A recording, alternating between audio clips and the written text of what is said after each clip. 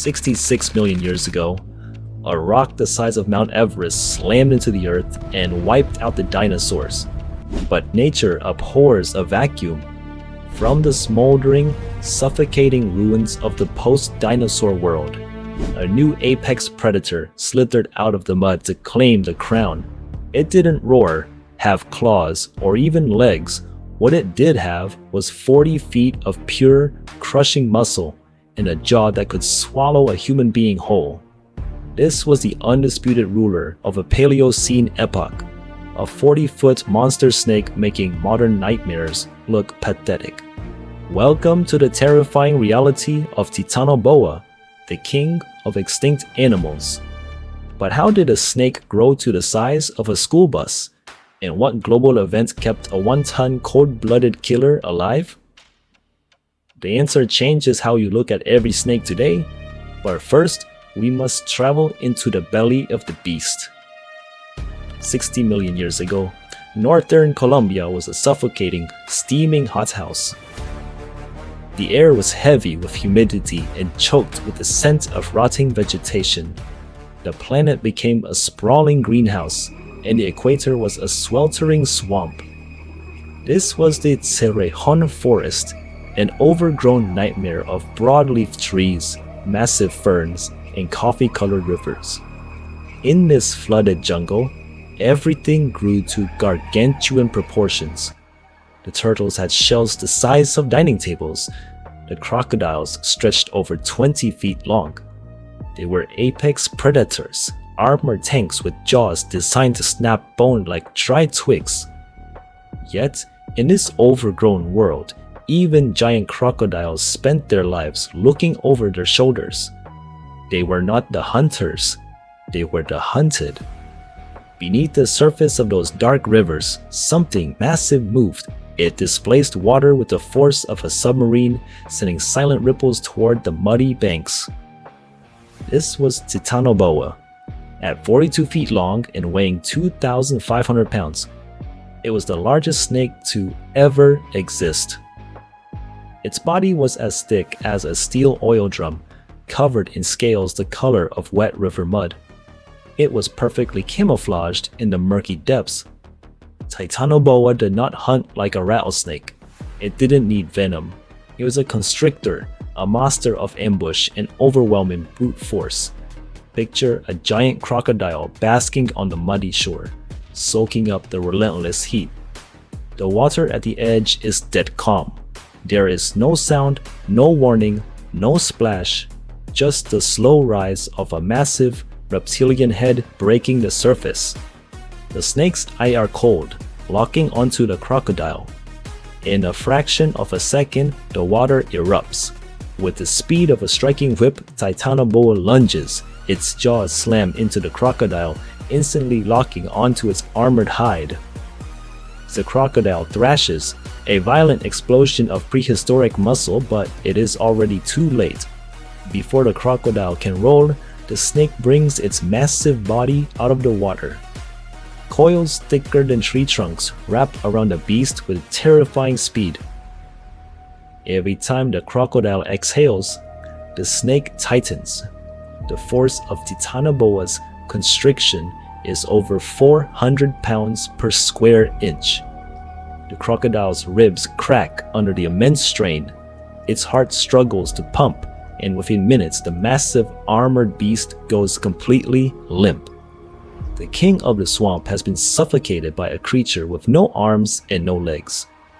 The snake then begins the arduous process of swallowing the giant predator whole, expanding its jaws beyond the limits of any modern reptile.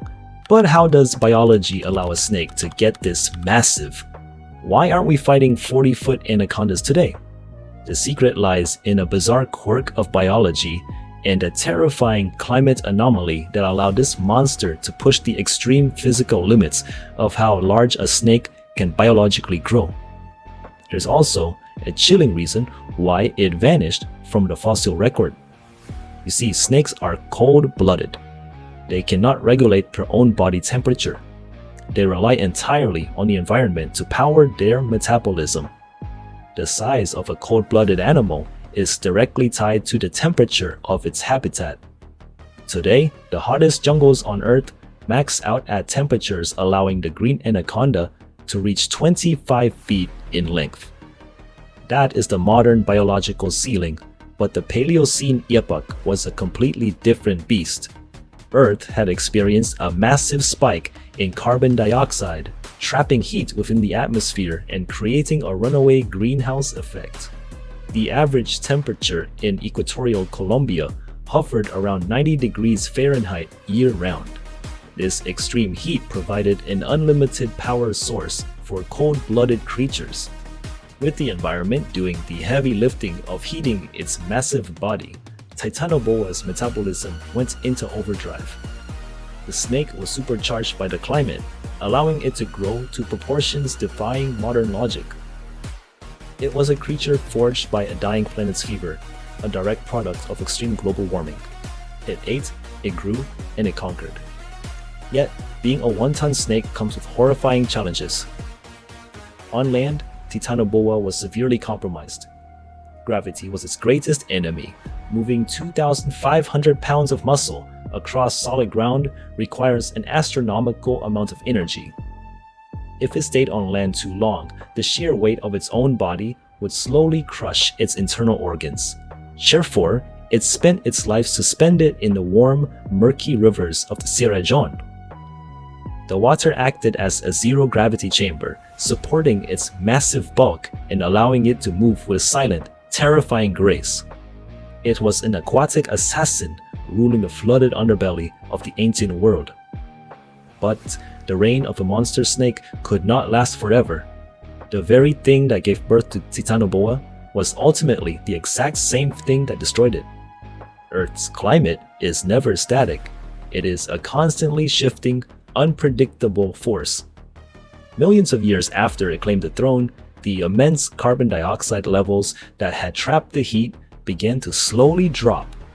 The global thermostat was turned down.